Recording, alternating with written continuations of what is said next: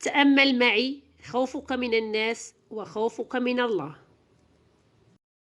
عندما تخاف من شخص تهرب منه، أما عندما تخاف من الله تقترب منه. الناس يمسحون كل ماضيك الجميل معهم مقابل خطأ واحد منك، أما الله سبحانه وتعالى فيمسح كل خطأ مقابل توبة منك.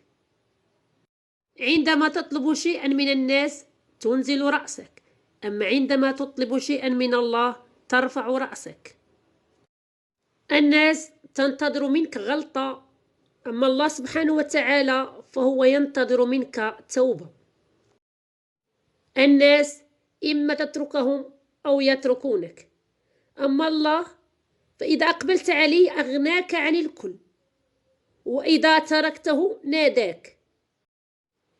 إذا كان الناس والدنيا مع الواقف فإن الله سبحانه وتعالى مع الشاجد. إرضاء الناس غاية لا تدرك، أما إرضاء الله غاية تترك.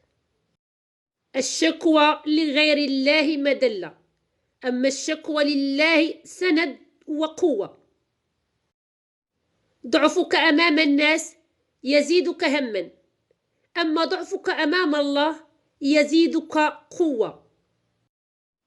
كن مع الله ولا تبالي.